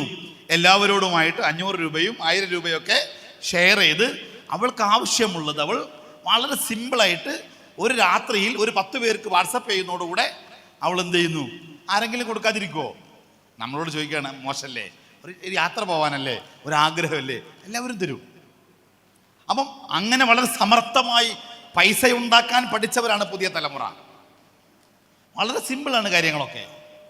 MSFകാർ, നിങ്ങൾ പൈസ ചോദിച്ചാൽ നിങ്ങളുടെ നാട്ടിലെ മുസ്ലിം ലീഗുകാരോട്, യൂത്ത് ലീഗുകാരോട് ഞങ്ങൾക്ക് അവാർഡ് ദാനം നടത്താൻ വേണ്ടി നിങ്ങൾ കുറച്ച് പൈസ തരണം എന്ന് പറഞ്ഞാൽ നിങ്ങളുടെ നേതാക്കന്മാർ തരും, ഉറപ്പാണ്. പക്ഷെ ചോദിക്കണം. ആ ചോദിക്കലാണ് സംഘടനാ പ്രവർത്തനം. എൻ്റെ പ്രിയപ്പെട്ടവരെ, സംഘടനാ പ്രവർത്തനത്തിൻ്റെ ഒന്നാമത്തെ കാര്യം യോഗം ചേരലാണ്. മീറ്റിംഗ് ഉണ്ടാവണം. ആ മീറ്റിങ്ങിനകത്ത് അജണ്ട ഉണ്ടാവണം. എന്താ അജണ്ട? നമ്മൾ എന്ത് ചെയ്യാൻ പോകുന്നു? ആ അജണ്ട കഴിഞ്ഞ് അത് പരിപാടിയായിട്ട് മാറണം. ആ പരിപാടിയാണ് അവാർഡ് ദാനം. അതിനെ മനോഹരമായി നിങ്ങളൊന്ന് സെലിബ്രേറ്റ് ചെയ്യും. ഒരു അവാർഡ് ദാനം വെറുതെ ഒരു ചടങ്ങാക്കി നടത്താതെ ഏതെങ്കിലും ഒരു മുറ്റത്ത് കുറച്ച് കസേരയിട്ട് ഒരു താർപ്പായ വലിച്ചു കെട്ടി അങ്ങനെയാക്കി ചുരുക്കാതെ ഒന്ന് ഭംഗിയാക്കൂ. അവിടെ നല്ല മെസ്സേജുകളുള്ള നല്ല ബോർഡുകളൊക്കെ വരട്ടെ, ചെറിയ ചുമർ ചിത്രങ്ങൾ ഉണ്ടാവട്ടെ, ചെറിയ പോസ്റ്റർ. അത് കാണുമ്പോൾ തന്നെ ഇവിടെ ആരൊക്കെയോ ഉണ്ട് എന്ന് അവർക്ക് തോന്നണം. ആ തരത്തിൽ അതിനെ ഭംഗിയാക്കുക. മനോഹരമായ സംഘാടനം എന്ന് പറയുന്നത് നല്ല മാതൃകകൾ നിങ്ങൾക്ക് എടുക്കാം, നല്ല മോഡൽസ് എടുക്കാം. വലിയ പൈസ ചെലവഴിച്ച് നടത്തണം എന്നല്ല പറഞ്ഞതിനർത്ഥം. ചെറിയ ചെലവ് കൊണ്ട് വലിയ പരിപാടി നടത്താം നമുക്ക്. സംഘടനാ പ്രവർത്തനത്തിൽ ഏറ്റവും പ്രധാനപ്പെട്ടത് ആവശ്യമുള്ള സമയത്ത് നമ്മൾ ഇത്തരം പ്രവർത്തനങ്ങൾ നടത്തുക എന്നുള്ളതാണ്. ഇന്ന് ഈ സമ്മേളനത്തിൽ, നിയോജക മണ്ഡലം MSFന്റെ ഈ സമ്മേളനത്തിൽ പട്ടാമ്പിയിലെ എല്ലാ യൂണിറ്റ് കമ്മിറ്റികളും ഒരു തീരുമാനമെടുക്കുന്നു. ഞങ്ങൾ ഈ സമ്മേളനം കഴിഞ്ഞാൽ ഉടൻ ഞങ്ങളുടെ നാട്ടിലെ മുഴുവൻ വിദ്യാർത്ഥികളെയും, ഏത് വിദ്യാർത്ഥികളെ? ഉന്നത വിജയം നേടിയ മുഴുവൻ വിദ്യാർത്ഥികൾ, അവരുടെ മതമേതാവട്ടെ, ജാതിയേതാവട്ടെ, പാർട്ടി ഏതാവട്ടെ, ഞങ്ങളുടെ നാട്ടുകാരെ ഞങ്ങൾ വിളിച്ചു വരുത്തി അവരെ ഞങ്ങൾ ആദരിക്കും. ഒരു മനോഹരമായ ഒരു അവാർഡ് ദാന പരിപാടി ഞങ്ങൾ സംഘടിപ്പിക്കും എന്ന് നമ്മൾ ഒരു കയ്യടിയോടുകൂടി ഇവിടെ നിന്നൊരു തീരുമാനം എടുക്കുകയാണ്. ആരുമില്ലേ? Thank you. അപ്പോൾ അവിടെ എന്ത് സംഭവിക്കും? അപ്പോൾ അവിടെ ഒരു പ്രോഗ്രാം ഉണ്ടാകും. ആ പ്രോഗ്രാം ഉണ്ടാകുമ്പോൾ ഒരു സ്വാഗത പ്രസംഗം നടത്താൻ ആളുണ്ടാകും. അതാരായിരിക്കും? സെക്രട്ടറി ആയിരിക്കും. അവിടെ അധ്യക്ഷ പ്രസംഗം ഉണ്ടാകും. അപ്പോൾ ഈ പ്രസിഡന്റ് അതുവരെ വെറും ഒരു പ്രസിഡന്റ് എന്ന പേരിൽ നിന്ന് അദ്ദേഹം ഒരു പദവിയിലേക്ക് കയറിയിരിക്കണം. അദ്ദേഹം സ്റ്റേജിലിരിക്കും, അധ്യക്ഷ പ്രസംഗം നടത്തും. സെക്രട്ടറി ട്രഷറർ അവസാനം നന്ദി പ്രഭാഷണം നടത്തും. നാട്ടിലെ അതിഥികളെ കൊണ്ടുവരും. ചിലപ്പോൾ അപ്രതീക്ഷിതമായിട്ട് മഴ പെയ്യും, ഒരു പ്രശ്നം ഉണ്ടാകും. ആ പ്രശ്നം എങ്ങനെ പരിഹരിക്കാം എന്നുള്ള ചർച്ച ചെയ്യും. നോക്കൂ നിങ്ങൾ, ഒരൊറ്റ ചെറിയ പരിപാടി കൊണ്ട് നമ്മൾ ധാരാളം കാര്യങ്ങൾ പഠിക്കുന്നുണ്ട്. സംഘടനാ പ്രവർത്തനം കൊണ്ട് ചിലപ്പോൾ നമുക്ക് തോന്നും എന്നിങ്ങനെ പരിപാടിക്ക് പോവുക, മീറ്റിങ്ങിന് പോവുക, അവിടെ ക്ലാസ് കേട്ടിരിക്കുക, പ്രസംഗം കേട്ടിരിക്കുക. അല്ല, സംഘടനാ പ്രവർത്തനം നമ്മളെ ശാക്തീകരിക്കുന്നുണ്ട്. നമ്മളറിയാതെ നമ്മൾ കുറേ കാര്യങ്ങൾ പഠിച്ചെടുക്കുന്നുണ്ട്. ഒരു സെക്രട്ടറിയും ഒരു പ്രസിഡന്റും ഒരു കമ്മിറ്റിയുടെ കാലാവധി കഴിഞ്ഞ് പൂർത്തിയായിട്ട് പുറത്തിറങ്ങുമ്പോൾ അദ്ദേഹം ആ സെക്രട്ടറി ആയ ആളല്ല അത് അവസാനിക്കുമ്പോൾ ഉണ്ടാവുക. ആൾ മാറിയിട്ടുണ്ടാവും, സംസാരിക്കാൻ പഠിച്ചിട്ടുണ്ടാവും, മൈക്കെടുക്കാനും വർത്തമാനം പറയാനും പഠിച്ചിട്ടുണ്ടാകും, ഒരു പ്രശ്നമുണ്ടായാൽ സോൾവ് ചെയ്യാൻ പഠിച്ചിട്ടുണ്ടാകും. നോക്കൂ, സംഘടനാ പ്രവർത്തനം നമ്മൾ MSFന് വേണ്ടി, മുസ്ലിം ലീഗിന് വേണ്ടി, നാട്ടുകാർക്ക് വേണ്ടി സംഘടിപ്പിക്കുമ്പം അതിൻ്റെ ഗുണം ആർക്കുണ്ടാവുന്നു? നമുക്ക് കൂടെ ഉണ്ടാവുന്നു. ഞാൻ നിങ്ങളോടൊരു അഭിമാനത്തോടെ ഒരു സന്തോഷം പറയട്ടെ. ഞാൻ ആദ്യമായി മൈക്കെടുക്കുന്നതും പ്രസംഗത്തിൻ്റെ പരിശീലനം നേടുന്നത് എൻ്റെ ഓമാനൂരിലെ അവിടുത്തെ യൂണിറ്റ് MSF സംഘടിപ്പിച്ച പ്രസംഗ പരിശീലനത്തിലാണ്. ഒരു പ്രസംഗ പരിശീലന പരിപാടി. ആ സംഘടിപ്പിച്ച ഒരാളും എന്തല്ല, പ്രസംഗിക്കാൻ പോകുന്ന ആളുകളല്ല, പ്രസംഗകന്മാരല്ല. പക്ഷെ എന്നാൽ ഏതോ ഒരാൾക്ക് തോന്നി നമുക്ക് എന്ത് സംഘടിപ്പിക്കാം, ഒരു പ്രസംഗ പരിശീലനം സംഘടിപ്പിക്കാം. ഞങ്ങൾ കുട്ടികളൊക്കെ വിളിച്ചു വരുത്തി. കസേര ഒന്നുമില്ല, ഒരു വീടിൻ്റെ സിറ്റൗട്ടിൽ എല്ലാവരോടും ഇങ്ങനെ വട്ടത്തിരിക്കാൻ പറഞ്ഞു. എന്നിട്ട് ഇയാൾ അവിടെ നിന്ന് ഇങ്ങനെ എഴുന്നേറ്റ് നിന്നിട്ട് പറഞ്ഞു, നമ്മൾ പ്രസംഗ പരിശീലന പരിപാടിയാണ്, പ്രസംഗിക്കുമ്പോൾ നിങ്ങൾ നല്ല നല്ല വാക്കുകളൊക്കെ ഉപയോഗിക്കണം, നല്ല വാക്കിലാണ് പ്രസംഗം നടത്തേണ്ടത്, അനർഘ നിർഗളമായ അങ്ങനത്തെ വാക്കുകളൊക്കെ പറയണം. നമ്മളിങ്ങനെ കേട്ടിരിക്കും, എന്ത് അനർഘ നിർഗളം, ആനന്ദ തുന്തിലമായ അന്ന് അദ്ദേഹം പറഞ്ഞ വാക്കുകളാണെന്നൊക്കെ. അതിൻ്റെ അർത്ഥം എപ്പോഴും നമുക്ക് അറിഞ്ഞൂടാ. അനർഘ നിർഗളം എന്നൊക്കെ പറഞ്ഞാൽ ഒരു എന്താ പറയുക, അവസാനിക്കാതെ ഇങ്ങനെ ഒഴുകുന്നതിനൊക്കെ പറയുന്ന സാധനമാണെന്ന് തോന്നുന്നു. അങ്ങനെ അദ്ദേഹം പറയാണ്, ഞങ്ങൾ നല്ല നല്ല വാക്കുകളൊക്കെ ഉപയോഗിച്ച് പ്രസംഗിക്കണം എന്നൊക്കെ പറഞ്ഞ് ഞങ്ങളോട് ഓരോരുത്തരോടും വന്നിട്ട് എല്ലാവരോടും ഓരോ വിഷയത്തിൽ പ്രസംഗിക്കാൻ പറഞ്ഞു. ആ പ്രസംഗിക്കാൻ വരുന്നവരെ ധൈര്യം ഉണ്ടാവും, അവിടെ എത്തുമ്പോൾ എന്താവും, പേടിയാവും. നമ്മൾ പ്രസംഗിക്കാൻ വിചാരിച്ച കാര്യങ്ങളൊക്കെ എന്തായി പോകും, മറന്നുപോകും. പ്രസംഗം അത്ര എളുപ്പമുള്ളൊരു കലാപരിപാടിയൊന്നുമല്ല. കേരളത്തിലെ ഏറ്റവും കൂടുതൽ പ്രഭാഷണം നടത്തിയത് ഡോക്ടർ സുകുമാർ അഴീക്കോട് എന്ന വലിയ ഒരു പണ്ഡിതനാണ്. അദ്ദേഹം ഒരിക്കൽ പറഞ്ഞു, ഞാൻ പ്രസംഗത്തിന് വേണ്ടി വേദിയിൽ ചെന്നിരുന്ന് അടുത്തതായി നിങ്ങളോട് സംസാരിക്കാൻ വേണ്ടി സുകുമാർ അഴീക്കോടിനെ വിളിക്കുന്നു, ക്ഷണിക്കുന്നു എന്ന് പറയുമ്പം അടിവയറ്റിൽ ഒരു വേദന അനുഭവപ്പെടാറുണ്ട് എന്ന്. ചില ആളുകൾക്ക് വാഷ്റൂമിൽ പോകാൻ തോന്നും, ചില ആളുകൾക്ക് കാലുകൾ ഇങ്ങനെ കൂട്ടിയിടിക്കും, ഇങ്ങനെ ടക്ക ടക്ക ടക്ക, കൈകൾ വിറക്കും. ചില ആളുകൾ പലതരത്തിൽ പേന അങ്ങോട്ടും ഇങ്ങോട്ടൊക്കെ വളച്ച് പൊട്ടിക്കും, അല്ലേ? ചില ആളുകൾ പേൻ്റെ ടോപ്പ് എടുക്കും, അടക്കും, അങ്ങോട്ടും പിന്നെയും ചെയ്യും. ഫോണുമ്മിൽ ഇങ്ങനെ കളിച്ചുകൊണ്ടിരിക്കും. പെൺകുട്ടികളാണെങ്കിൽ എന്തെങ്കിലും കയ്യിൽ എന്തെങ്കിലും ഒരു സാധനം എപ്പോഴും കയ്യിലുണ്ടോ, പേനയോ കർച്ചീഫോ, പഴയ കാലത്തൊക്കെ കർച്ചീഫ്, ഇപ്പോൾ പോകണോ, എന്തെങ്കിലും സാധനം ഉണ്ടാവും, ഒരു കടലാസോ എന്തെങ്കിലും, അതിങ്ങനെ കളിച്ചുകൊണ്ടിരിക്കും. ഷോളൊക്കെ ഇങ്ങനെ അങ്ങോട്ട് വലിച്ച് ഇങ്ങോട്ട് വലിച്ച്. ഞാൻ ഒരു ദിവസം നോക്കുന്ന സമയത്തുണ്ട്, ഒരാൾ പ്രസംഗം കഴിഞ്ഞപ്പോഴേക്കും അയാളുടെ ലിനൻ ഷർട്ടിൽ, ലിനനിലെ ഇങ്ങനെ വലിച്ചാൽ നീണ്ടുപോകുന്ന അയാൾ, പ്രിയമുള്ളവരെ ഒരു വലി ഇങ്ങോട്ട്, ഞാനിവിടെ പറയാൻ പോകുന്നത് ഇങ്ങോട്ട്. കുറച്ച് കഴിഞ്ഞപ്പോൾ ഈ നമ്മളെ ആടിൻ്റെ ചെവിയൊക്കെയല്ലേ എന്ന പോലെ ഇവിടെ ഉണ്ട് ഒരു ഭാഗം ഇങ്ങോട്ട്, ഒരു വലിച്ചു നീട്ടി പ്രസംഗം കഴിഞ്ഞപ്പോഴേക്കും. ലീഗിൻ്റെ ഒരു യോഗത്തിൽ ഒരു നാട്ടിലെ കാരണവരെ പിടിച്ചിട്ട് ട്രഷററാക്കി. ട്രഷറുടെ പ്രധാനപ്പെട്ട പണി നന്ദി പറയലാണ്. അയാൾക്ക് ആകെ പേടിയായി. അയാൾ പറഞ്ഞു, ഞാൻ കൂടുതലൊന്നും പറയുന്നില്ല. എന്നിട്ട് പറഞ്ഞു, ഒറ്റ വാക്കിൽ നന്ദി പറഞ്ഞുകൊണ്ട് ഇന്ത്യൻ യൂണിയൻ മുസ്ലിം ലീഗ് പിരിച്ചുവിട്ടിരിക്കുന്നു. അയാൾ എന്താ പിരിച്ചുവിടേണ്ടത്? ആ മീറ്റിംഗ് ആണ്. പക്ഷെ അയാൾ എന്താ പിരിച്ചുവിട്ടത്? ഖായിദെ മില്ലത്ത് മുഹമ്മദ് ഇസ്മായിൽ സാഹിബ്, ബാഫക്ക് തങ്ങളും പൂക്കോയ തങ്ങളും CH ആ മഹാന്മാരായ CD സാഹിബ് ഉൾപ്പെടെയുള്ള നേതാക്കന്മാർ കഷ്ടപ്പെട്ടുണ്ടാക്കിയ പാർട്ടി മൊത്തത്തിൽ അങ്ങോട്ട് പിരിച്ചുവിട്ടു. എന്താ കാര്യം? എന്താ പറയേണ്ടത് മൂപ്പർക്ക് അറിയില്ല. നോക്കൂ, സംഘടനാ പ്രവർത്തനത്തിൽ നിങ്ങൾക്കുണ്ടാവുന്ന ഏറ്റവും വലിയ നേട്ടം 4 ആളുടെ മുമ്പിൽ എഴുന്നേറ്റെന്ന് സംസാരിക്കാൻ പറ്റും. ധൈര്യപൂർവ്വം വർത്തമാനം പറയാൻ പറ്റും. നിങ്ങൾക്ക് ആരെ കണ്ടാലും പേടി ഉണ്ടാവില്ല. MSFകാർ സംഘടനാ പ്രവർത്തനം നടത്തിയാൽ ആ പ്രവർത്തനം കൊണ്ട് നിങ്ങൾ വളരും. ഞാൻ പറഞ്ഞ മനസ്സിലാവുണ്ടോ? അപ്പം അതുകൊണ്ട് സംഘടന എന്ന് പറയുന്നത് നിങ്ങൾക്ക് ലാഭമുള്ള കച്ചവടമാണ് പുതിയ കാലത്ത്. എന്തുകൊണ്ട്? നമ്മൾ ശാക്തീകരിക്കപ്പെടുന്നു. ഞങ്ങളുടെ കൊണ്ടോട്ടിയിൽ ഒരു പെൺകുട്ടിയെ വിവാഹം കഴിച്ചയച്ചു. അവർ കോളേജ് വിദ്യാർത്ഥിനിയാണ്. ആ ഭർത്തൃ വീട്ടുകാർ അവളെ കുറ്റപ്പെടുത്തി, എന്തൊക്കെയോ പറഞ്ഞു. നിറം അത്ര പോരാ, അനക്ക് ഇംഗ്ലീഷ് അറിയില്ല. നിങ്ങൾ കണ്ടില്ലേനോ അത് ഇല്ലേ? ആ കുട്ടി എന്ത് ചെയ്തു? ആ പെൺകുട്ടി സൂയിസൈഡ് ചെയ്തു, ആത്മഹത്യ ചെയ്തു. ഞാൻ നിങ്ങളോട് ചോദിക്കട്ടെ, ആത്മഹത്യ ചെയ്താൽ നിറം കൂടുമോ? ഇംഗ്ലീഷ് മനസ്സിലാവുമോ? ഇല്ല. അവിടെ നമ്മളെ കുറ്റപ്പെടുത്തുന്നിടത്ത്, നമ്മളെ കളിയാക്കുന്നിടത്ത്, നമ്മളെ പരിഹസിക്കുന്നിടത്ത് അവരോട് മുഖത്ത് നോക്കി നല്ല 4 വർത്തമാനം പറഞ്ഞ് പെട്ടിയെടുത്ത് ബാഗെടുത്ത് ഞാൻ പോകുന്നു എന്ന് പറഞ്ഞ് അതിനാവശ്യമായ നടപടികൾ സ്വീകരിക്കാൻ തൻ്റെ ഇടവും ധൈര്യമുണ്ടാവണമെങ്കിൽ നമുക്ക് എന്തു വേണം? ലോകപരിചയം ഉണ്ടാവണം. കാര്യങ്ങളെ, പ്രശ്നങ്ങളെ കൈകാര്യം ചെയ്ത് പരിചയം ഉണ്ടാവണം. അതിന് സംഘടന ഉപകാരപ്പെടും. അപ്പോൾ പ്രിയമുള്ളവരെ, ഒന്ന്, നമ്മൾ ആക്ഷൻ ഓറിയൻറ്റഡ് ആവുക, ഒന്നാമത്തെ കാര്യം. 2, നമ്മൾ സംസാരിക്കുന്നവരാവുക. മിണ്ടാതിരിക്കരുത് ഒരിക്കലും. വർത്തമാനം പറഞ്ഞുകൊണ്ടിരിക്കുക, ചോദ്യങ്ങൾ ചോദിച്ചുകൊണ്ടിരിക്കുക, ആശയങ്ങൾ പങ്കുവെച്ചുകൊണ്ടിരിക്കുക, നിരന്തരമായി നിങ്ങൾ സംസാരിച്ചുകൊണ്ടിരിക്കുക.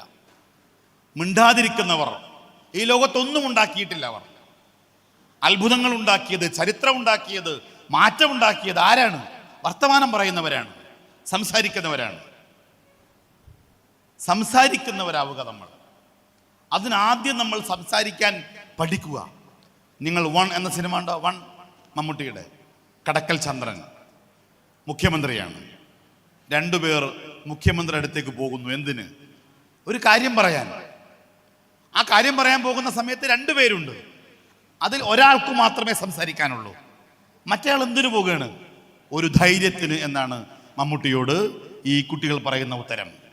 ഒരു ധൈര്യത്തിനാണ്.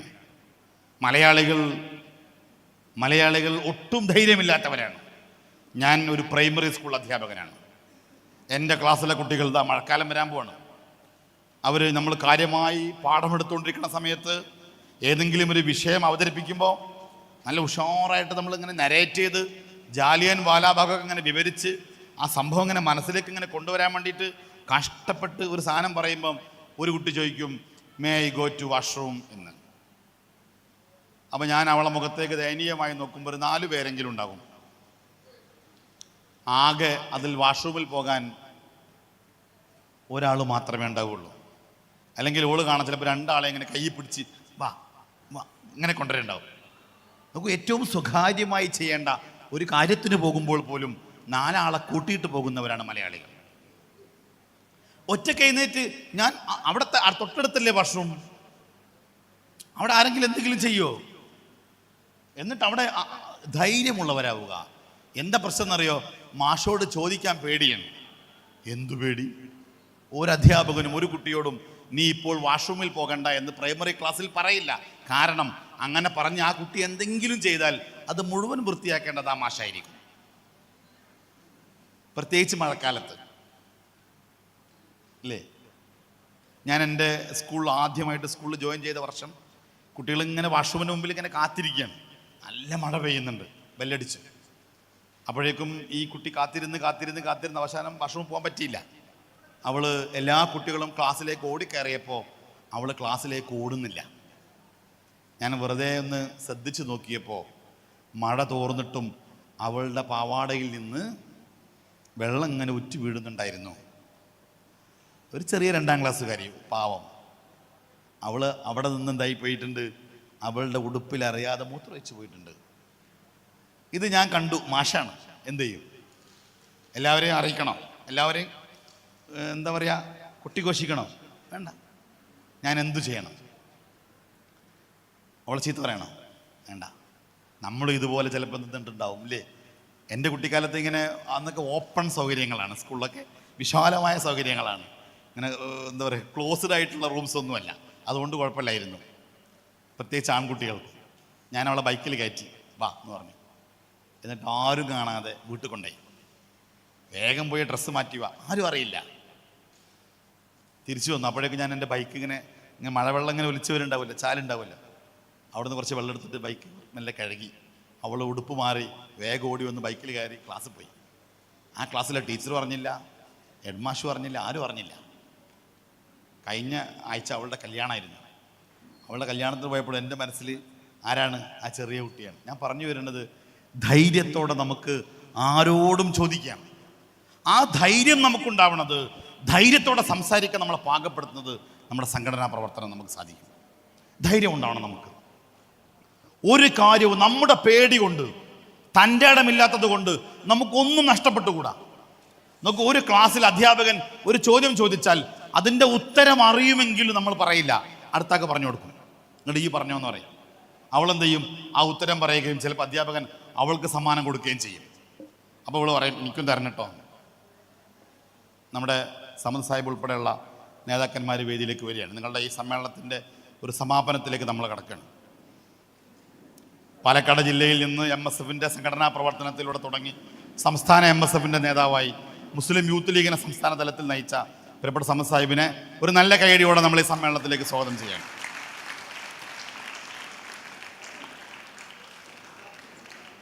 സോറി കണ്ടില്ല കേട്ടോ. MSFൻ്റെ സംസ്ഥാന ജനറൽ സെക്രട്ടറി നജാബ് സാഹിബ്, ഒരു നല്ല കൈയടി എല്ലാവരും ഒന്ന് ഒരുമിച്ച്.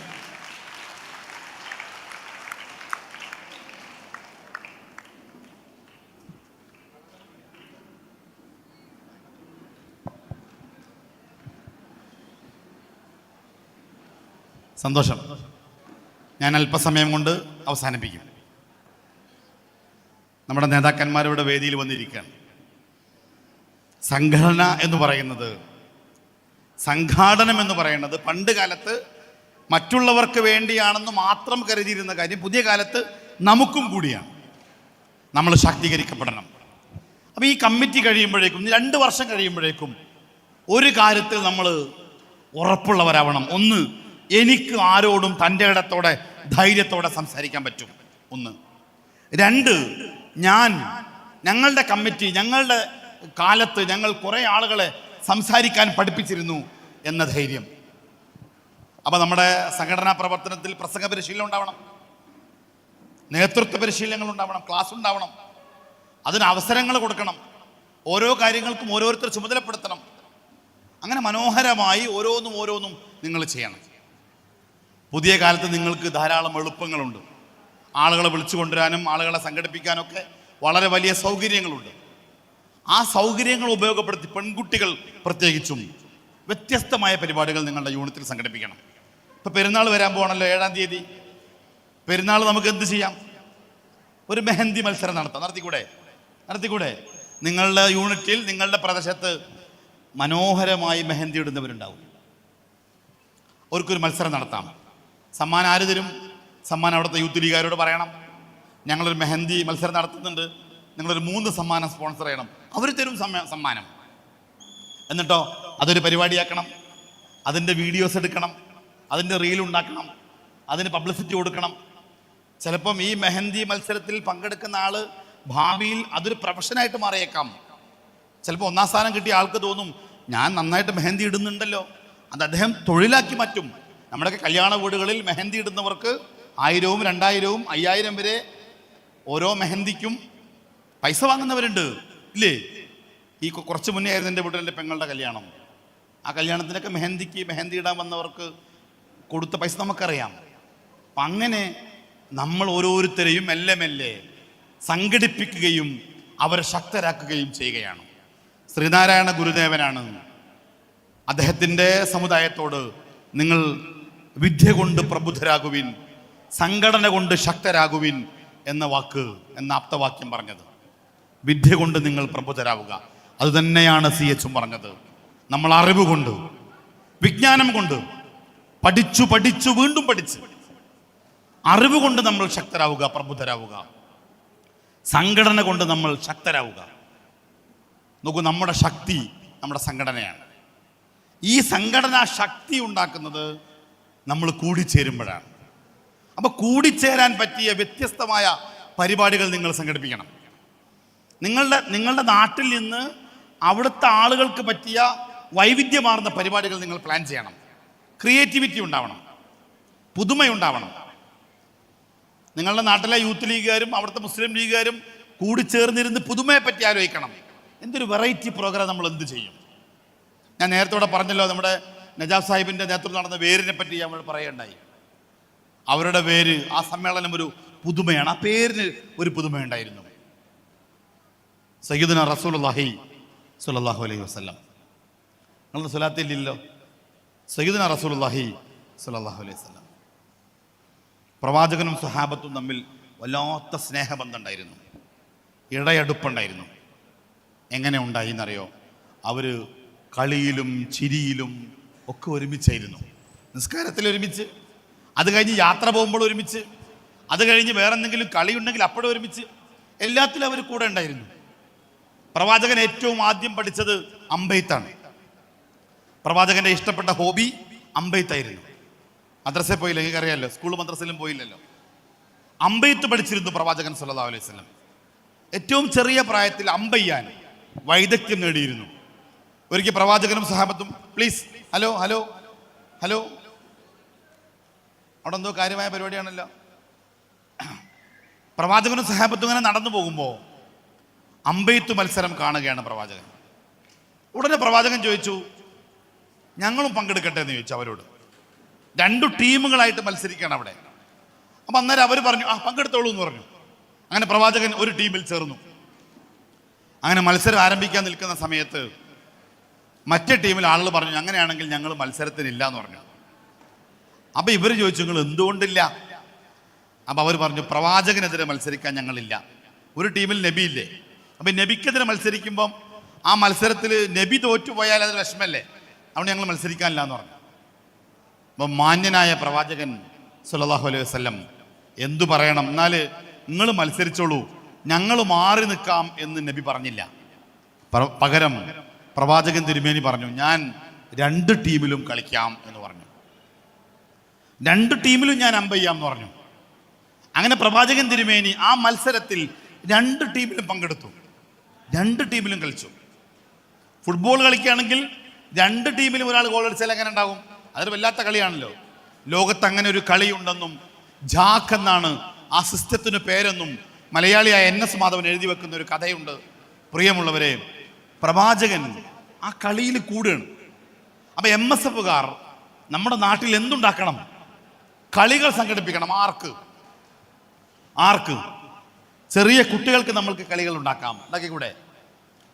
വിദ്യാർത്ഥികൾക്ക് നമുക്ക് മത്സരങ്ങൾ സംഘടിപ്പിക്കാം. പിന്നെ നമ്മുടെ നാട്ടിലെ മുതിർന്നവരെ നമുക്ക് പരിഗണിക്കാം.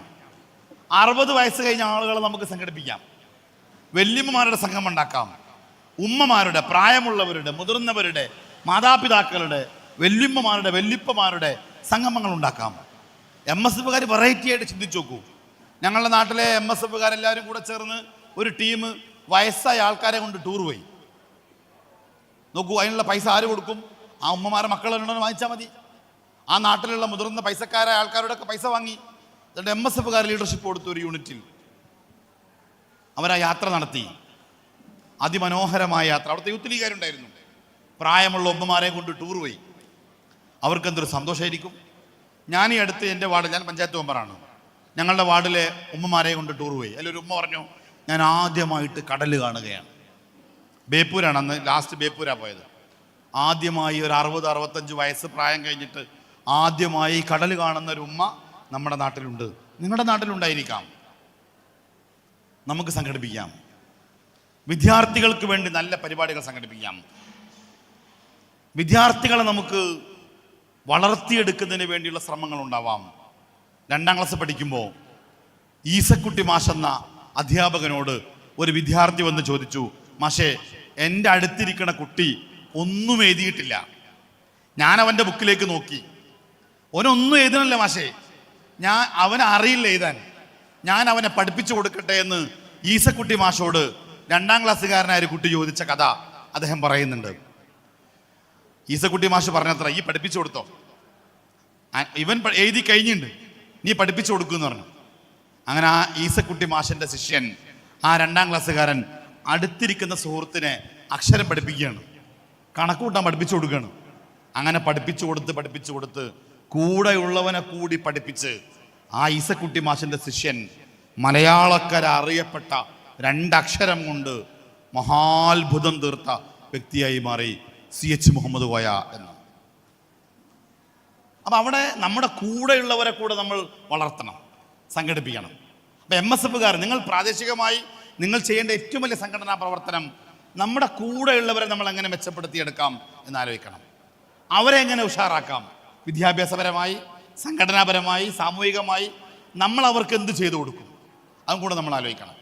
അപ്പം ആ തരത്തിൽ നമ്മുടെ സംഘടനാ പ്രവർത്തനത്തെ നമ്മൾ കൊണ്ടുപോകണം.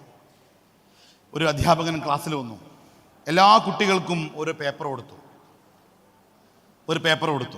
നിങ്ങളുടെ കയ്യിൽ ഇപ്പോൾ പേപ്പറുണ്ട്, ഈ പേപ്പർ കൊണ്ട് നിങ്ങൾക്ക് എന്തെല്ലാം ഉണ്ടാക്കാം എന്ന് ചോദിച്ചു മാഷ്. ഒരു UP സ്കൂളുകാരൻ ധാരാളം ഉത്തരങ്ങൾ പറയൂലേ, എന്തെല്ലാം ഉണ്ടാക്കാം. പേപ്പർ കൊണ്ട് നമുക്ക് പൂവുണ്ടാക്കാം, തോണി ഉണ്ടാക്കാം, വിമാനം ഉണ്ടാക്കാം, കപ്പലുണ്ടാക്കാം, ബാഗ് ഉണ്ടാക്കാം, പേഴ്സ് ഉണ്ടാക്കാം, മാല ഉണ്ടാക്കാം, പൂവുണ്ടാക്കാം. അങ്ങനെ ധാരാളം കാര്യങ്ങൾ പറഞ്ഞു. മാഷ് പിന്നെയും ചോദിച്ചുകൊണ്ടിരുന്നു. കുട്ടികൾ നിരന്തരമായി ആവർത്തിച്ച് ഉത്തരങ്ങൾ പറഞ്ഞുകൊണ്ടേയിരുന്നു. കുറേ ഉത്തരങ്ങൾ പറഞ്ഞു കഴിഞ്ഞപ്പോൾ മാഷ് പറഞ്ഞു, ഇപ്പം നിങ്ങൾ പറഞ്ഞ ഒന്നും ഉണ്ടാക്കാൻ പാടില്ല എന്ന് പറഞ്ഞു. ഇവിടെ നിങ്ങൾ പറഞ്ഞ ഒന്നും ഉണ്ടാക്കാൻ പാടില്ല. ഈ കടലാസ് കൊണ്ട് നിങ്ങൾ തോണി ഉണ്ടാക്കേണ്ട, വിമാനം ഉണ്ടാക്കേണ്ട, ഉടുപ്പുണ്ടാക്കേണ്ട, പൂവുണ്ടാക്കേണ്ട, കാറുണ്ടാക്കേണ്ട, ഇതൊന്നും വേണ്ട. ഇതൊന്നും അല്ലാത്ത ഏതെങ്കിലും ഒന്നുണ്ടാക്കണം എന്ന് പറഞ്ഞു. അപ്പം എല്ലാവരും പറഞ്ഞു, അങ്ങനെയാണെങ്കിൽ പറയേണ്ടില്ലായിരുന്നു എന്ന് പറഞ്ഞു. മാഷ് പറഞ്ഞു, പറ്റില്ല. ഇപ്പം നിങ്ങൾ പറഞ്ഞതല്ലാത്ത ഒരു സാധനം, നിങ്ങൾ ഇതുവരെ ആരും ഉണ്ടാക്കി കാണാത്ത ഒരു വസ്തു ഉണ്ടാക്കണം എന്ന് പറഞ്ഞു. അന്നേരം എല്ലാവരും ഇങ്ങനെ ആലോചിച്ചു, ഞാനിപ്പോൾ എന്താ ഉണ്ടാക്കുക, ഉണ്ടാക്കിയതെല്ലാം പറഞ്ഞു പോയല്ലോ. അങ്ങനെ ആലോചിച്ചിരുന്ന് കുറച്ച് സമയം കഴിഞ്ഞപ്പോൾ ഓരോരുത്തരും ഇങ്ങനെ ചെറിയ രൂപങ്ങൾ ഉണ്ടാക്കാൻ തുടങ്ങി, പുതുമയുള്ളത് ഉണ്ടാക്കാൻ തുടങ്ങി. എൻ്റെ പ്രിയപ്പെട്ട അനിയന്മാരെ, അനിയത്തിമാരെ, അതിൻ്റെ പേരാണ് ക്രിയേറ്റിവിറ്റി എന്ന് പറയുന്നത്.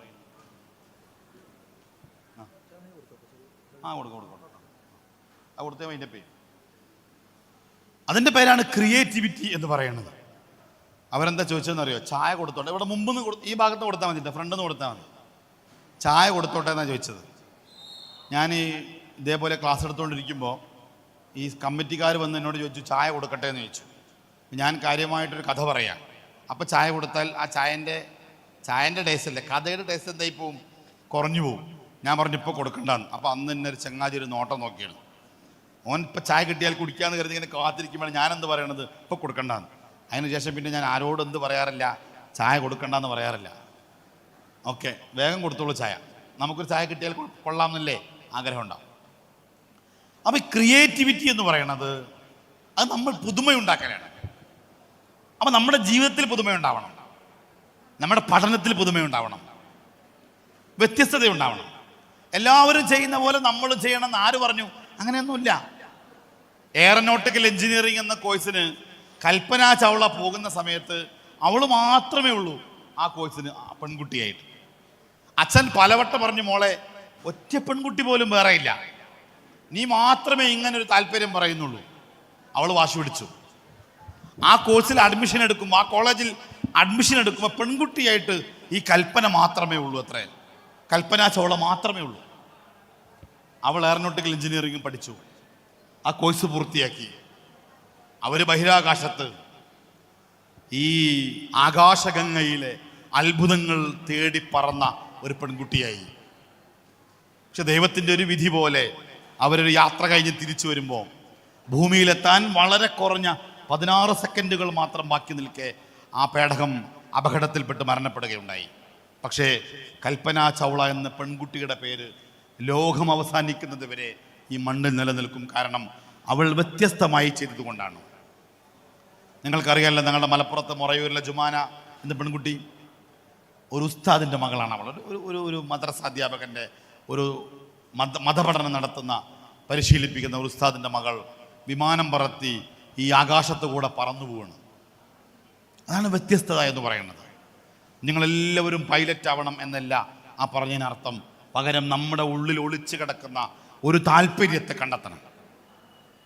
ആ താല്പര്യത്തെ ഉണർത്തി നമ്മളൊക്കെ നല്ല വിദ്യാഭ്യാസം നേടുന്നവരായിട്ടും നല്ല കഴിവുകൾ നേടുന്നവരായിട്ടും മാറണം. അതിന് നമ്മുടെ സംഘടന നമ്മളെ സജ്ജമാക്കും. അത് നിങ്ങൾ ഏറ്റെടുക്കണം എന്നാണ് എനിക്ക് ഈ സദസ്സിനോട് സൂചിപ്പിക്കുക. ഞാൻ അവസാനിപ്പിക്കുകയാണ്. ഒന്ന്, ഇന്ന് പറഞ്ഞതിൽ ഒന്നാമത്തെ കാര്യം എന്തായിരുന്നു? ഒന്നാമത്തത്, ഒന്ന് ആക്ഷൻ ഓറിയൻറ്റഡ് ആവുക. ആക്ഷൻ ഓറിയൻറ്റഡ് അല്ലാത്ത എല്ലാ സംഘടനാ പ്രവർത്തനവും പരാജയമാണ്. പ്രവർത്തനം ഉണ്ടാവണം. പ്രവർത്തനം ഒന്ന് കഴിഞ്ഞ് കുറച്ച് കഴിയുമ്പോഴേക്കും അടുത്ത പ്രവർത്തനത്തിലേക്ക് കടക്കണം. നിരന്തരമായ പ്രവർത്തനമാണ്. ആ പ്രവർത്തനമെല്ലാം നമ്മൾ ചെയ്യണമെന്ന് യാതൊരു നിർബന്ധവുമില്ല. സെക്രട്ടറിക്ക് ഒരു ഒഴിവില്ല എന്ന് കരുതുക. സെക്രട്ടറി തിരക്കിലാണ്, തിരക്കോട് തിരക്കാണ്. അവാർഡ് ദാനം നടത്തണം. എന്ത് ചെയ്യും? സെക്രട്ടറി ഇല്ല എന്നതിൻ്റെ പേരിൽ അവാർഡ് ദാനം നടക്കാതിരിക്കരുത്. സെക്രട്ടറി എന്ത് ചെയ്യണമെന്നറിയോ? എനിക്ക് തിരക്കാണ്, ഞാനൊരു മാസം കഴിഞ്ഞ് ഇനി ഫ്രീ ആവുള്ളൂ, എൻ്റെ പഠനത്തിൻ്റെ വിഷയവുമായി ബന്ധപ്പെട്ട് ഞാൻ പുറത്തു പോവുകയാണ്, അല്ലെങ്കിൽ യാത്രയിലാണ്, ജോയിൻറ്റ് സെക്രട്ടറിയോട് അല്ലെങ്കിൽ ട്രഷററോട് അതിൻ്റെ ചുമതല ഏൽപ്പിച്ചു കൊടുത്ത് അവരെ കൊണ്ട് ചെയ്യിപ്പിക്കണം. സംഘടനാ പ്രവർത്തനത്തിൽ ഞാൻ ചെയ്യുക എന്നതിനേക്കാൾ പ്രധാനമാണെന്ത്? ആ കാര്യം നടക്കുക എന്നുള്ളതാണ്. അതിന് പറയുന്ന പേരാണെന്ത്? ഡെലിഗേഷൻ എന്ന് പറയുന്നത്. എന്നാൽ പലപ്പോഴും നമ്മൾ കാണുന്ന കാര്യം എന്താണ്? സെക്രട്ടറി ഇല്ലേ, ഒരു പരിപാടിയില്ല. പ്രസിഡന്റ് ഇല്ലേ, എന്നാ വേണ്ട, പ്രസിഡന്റ് ഇല്ലല്ലോ, നോ. പ്രസിഡന്റിന് ഒഴിവില്ലെങ്കിൽ വൈസ് പ്രസിഡന്റ് ചെയ്യണം. അതിനാണ് വൈസ് പ്രസിഡന്റുമാർ. അപ്പോൾ ട്രഷറർ ഇടപെടണം. അപ്പം അങ്ങനെ പ്രസിഡന്റും സെക്രട്ടറിയും ട്രഷററും ജോയിന്റ് സെക്രട്ടറിമാരും വൈസ് പ്രസിഡന്റുമാരും കമ്മിറ്റി അംഗങ്ങളും എല്ലാവരും കൂടി ചേർന്ന് കാര്യങ്ങൾ ചെയ്യണം. ഇനി നിങ്ങൾ യോഗം ചേർന്ന് ഓരോ ചുമതലകൾ ഓരോരുത്തർക്ക് കൊടുക്കണം. ഡെലിഗേഷൻ അതാണ്. സെക്രട്ടറിമാരിൽ നല്ല കഴിവുള്ള രണ്ടാൾക്ക് എന്ത് കൊടുക്കണം? അവാർഡ് ദാനം നടത്താൻ കൊടുത്തോളൂ. അവരതിൻ്റെ ചുമതല നിർവഹിക്കും. അതിൻ്റെ മെമൻറ്റോ തയ്യാറാക്കുന്ന കാര്യം അവർ നോക്കണം. അതിൻ്റെ ഫോട്ടോ വാങ്ങുന്ന കാര്യം വേറെ ആൾക്കാർ നോക്കണം. അങ്ങനെ എല്ലാവരും കൂടി ചേർന്ന് ചെയ്യുമ്പോഴാണ് ഒരു പരിപാടി ഉഷാറാവുക. അപ്പോൾ അവാർഡ് ദാനം നടത്തുന്നു, കരിയർ ഗൈഡൻസ് ക്ലാസ് കൊടുക്കുന്നു, മോട്ടിവേഷൻ ക്ലാസ്സുകൾ, ഇതൊക്കെയാണ് ഇപ്പം MS ഒരു സ്ഥിരം പരിപാടി അല്ലേ? അതിനപ്പുറത്ത് വേറെ എന്തൊക്കെ ചെയ്യാൻ പറ്റും? ഞാൻ നിങ്ങളോട് പറയട്ടെ, നിങ്ങൾക്കു ശേഷം നമ്മൾ കുറച്ച് കഴിയുമ്പോൾ നമ്മൾ തിരക്കിലാവും. ചിലപ്പോൾ ഡിഗ്രി ചെയ്യുന്ന ഒരു PG ആവും, അല്ലെങ്കിൽ വേറെ എന്തെങ്കിലും പ്രൊഫഷണൽ കോഴ്സിലേക്ക് മാറും, ജോലിയിലേക്ക് മാറും. അങ്ങനെ ജോലിയിലേക്ക് മാറുമ്പോഴും നമ്മുടെ നാട്ടിൽ സംഘടനാ പ്രവർത്തനം നടത്താൻ പറ്റിയ കുറച്ച് ആളുകളെ നമ്മൾ ഉണ്ടാക്കിയെടുക്കണം. അതിൻ്റെ പേരാണ് ലീഡർഷിപ്പ്. ഒരു നല്ല നേതാവ് ആരാന്ന് ചോദിച്ചാൽ കുറേ അണികൾ പിറകിലുള്ള ആളല്ല നേതാവ്. പിന്നെയോ കുറേ നല്ല നേതാക്കന്മാരെ ഉണ്ടാക്കിയെടുക്കുന്ന ആളാരാണ്? നേതാവ്. അപ്പോൾ നിങ്ങൾ ആരാണ് ആവേണ്ടത്? നിങ്ങളുടെ നാട്ടിലെ കുട്ടികളെ അവരെ സംഘടിപ്പിച്ച് അവരെ പ്രസംഗം പഠിപ്പിച്ചു കൊടുത്ത് അവരെ പരിശീലിപ്പിച്ച് അവരെ കാര്യങ്ങൾ ചെയ്യിപ്പിച്ച് നിങ്ങൾ വളർത്തിയെടുക്കണം. അപ്പം നമ്മുടെ റെസ്പോൺസിബിലിറ്റി ചെറുതല്ല, നമ്മുടെ ഉത്തരവാദിത്വം ചെറുതല്ല. അപ്പം നേതാവ് എന്ന് ചോദിച്ചാൽ ആളുകളെ നയിക്കുന്നവനല്ല നേതാവ്. അത് നേതാവാണ്, പക്ഷേ നേതാക്കന്മാരെ ഉണ്ടാക്കുന്നവരാണ് ആര്? നേതാവ് എന്ന് പറയുന്നത്. നമ്മുടെ ഉത്തരവാദിത്വം അത്രമേൽ വലുതാണ്. അപ്പം അങ്ങനെ അതിനുള്ള പ്രവർത്തനങ്ങൾ ഉണ്ടാവണം. അപ്പോൾ നിങ്ങൾ ഒരു വർഷത്തെ ഒരു ആക്ഷൻ പ്ലാൻ നമ്മൾ ഉണ്ടാക്കണം. ഇപ്പം നമ്മളിന്ന് ഇത് കഴിഞ്ഞ് യോഗം ചേരുകയാണ്. ആദ്യ യോഗത്തിൽ നമ്മൾ അവാർഡ് ദാനം ചർച്ച ചെയ്യുന്നു, അത് നടത്തുന്നു, തൽക്കാലം അവിടെ അവസാനിപ്പിക്കാം. എന്നിട്ട് കുറഞ്ഞ വിശാലമായ ഒരു സമയം കമ്മിറ്റി അംഗങ്ങളൊക്കെ എവിടെയെങ്കിലുമൊക്കെ ഒന്ന് കൂടിയിരുന്ന് ഒരു വർഷത്തേക്കുള്ള പ്രവർത്തന പദ്ധതി നമ്മൾ ഉണ്ടാക്കണം. എന്തൊക്കെ ചെയ്യും? ജൂൺ മാസം അവാർഡ് ദാനം, ഓക്കെ. ജൂലൈ മാസത്തിൽ നമ്മൾ എന്ത് ചെയ്യും? ജൂലൈയിൽ എന്തെങ്കിലും സ്പെഷ്യൽ ഡേകളൊക്കെ വരുന്നുണ്ടാവും, ആ ഡേ സെലിബ്രേഷൻ നടത്താം. അല്ലെങ്കിൽ ജൂലൈയിൽ നമുക്ക് വേണമെങ്കിൽ എന്ത് ചെയ്യാം? ഒരു ഫുട്ബോൾ ടൂർണമെൻറ്റ് മഡ് അല്ലേ നടത്താം. കാരണം മഴയാണ്, പാടത്തൊക്കെ ചളിയുണ്ട്, സൗകര്യമുണ്ട്, സംഘടിപ്പിക്കാം. പെൺകുട്ടികൾക്ക് ഞാൻ നേരത്തെ പറഞ്ഞ പോലെ ഒരു മെഹന്തി ജൂണിൽ സംഘടിപ്പിക്കാം. ജൂലൈയിൽ നമുക്ക് വേറെ എന്തെങ്കിലും ചെയ്യാൻ പറ്റുമോ ആലോചിക്കാം. ഓഗസ്റ്റിൽ നമ്മുടെ സ്വാതന്ത്ര്യദിനം വരുന്നു, എന്തു ചെയ്യും? സ്കൂളിൽ പരിപാടിയുണ്ട്, അംഗനവാടി പരിപാടിയുണ്ട്, ഒക്കെ ഉണ്ട്. എന്നാലും MSFൻ്റെ ഒരു ചെറിയ മത്സരം നിങ്ങൾ സംഘടിപ്പിച്ച് നോക്കൂ. അവിടുത്തെ കുട്ടികൾക്ക് വേണ്ടി, ബാലകേരളത്തിൻ്റെ കുട്ടികൾക്ക് വേണ്ടി ഒരു ക്വിസ് പ്രോഗ്രാം സംഘടിപ്പിച്ചുകൂടെ? വളരെ ഈസിയാണ്. ഒരു 30 ചോദ്യം വേണം, ഒരു ക്വിസ് മാസ്റ്റർ വേണം, ഒരു റൂം വേണം, ഒരു 10-20 കസേര വേണം. മദ്രസയിലാവാം, ലീഗ് ഓഫീസിലാവാം, സൗകര്യപ്പെട്ട സ്ഥലങ്ങളിലൊക്കെ ആവാം. നമ്മൾ അവിടെ സംഘടിപ്പിക്കുന്നു. അല്ലെങ്കിൽ ഏതെങ്കിലും വീട്ടിലാവാം, ഒരു ക്വിസ് മത്സരം സംഘടിപ്പിക്കുന്നു, സമ്മാനം കൊടുക്കുന്നു, അവരെ സന്തോഷിപ്പിക്കുന്നു, അവരെ വളർത്തിയെടുക്കുന്നു. ഇതാണ് MSF. അപ്പം MSFൻ്റെ പ്രവർത്തനം ഞങ്ങൾക്കൊന്നും ചെയ്യാനില്ല എന്നൊരാൾ പറഞ്ഞാൽ ഒന്നും ചെയ്യാണ്ടാവില്ല. എന്നാൽ ഒരാൾ തീരുമാനിക്കുകയാണ് ഞാൻ എന്തെങ്കിലുമൊക്കെ ചെയ്യും എന്നൊരാൾ തീരുമാനിച്ചാലോ അയാൾക്ക് ഇഷ്ടം പോലെ കാര്യങ്ങൾ ചെയ്യാനുണ്ടാവും. അപ്പം നമ്മുടെ നാട്ടിലെ കുട്ടികളെ വിളിക്കുന്നു, അവരെ സംഘടിപ്പിക്കുന്നു. അവർക്കൊരു ചെറിയ കോമ്പറ്റീഷൻ ഓഗസ്റ്റിൽ, സെപ്റ്റംബറിലേക്ക് വരുന്നു എന്ത് ചെയ്യും, ഒക്ടോബറിലേക്ക് വരുന്നു എന്ത് ചെയ്യും. ഓഗസ്റ്റിൽ ഞാൻ പറഞ്ഞ പോലെ ശിഹാബ് തങ്ങളുടെ ഓർമ്മ ദിനമാണ്, മരണപ്പെട്ട ദിവസമാണ് ഓഗസ്റ്റ് 1.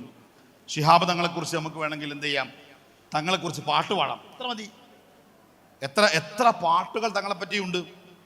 തങ്ങളുടെ പാട്ടുകൾ മാത്രം നമുക്ക് പാടാം. നമ്മുടെ നാട്ടിലെ പാട്ടുകാരായ കുട്ടികൾക്ക് അവസരം കൊടുക്കാം, അവരെല്ലാവരെയും വിളിച്ചു കൂട്ടാം, പാട്ട് പാടാം. അങ്ങനെ പാട്ടുപാടിയും കഥ പറഞ്ഞും കളിച്ചും ചിരിച്ചും ടൂർണമെൻ്റ് ഉണ്ടാക്കിയും ആൺകുട്ടികൾക്കും പെൺകുട്ടികൾക്കും വ്യത്യസ്തമായ പരിപാടിയൊക്കെ ഉണ്ടാക്കി നമുക്ക് മുന്നോട്ട് പോകണം.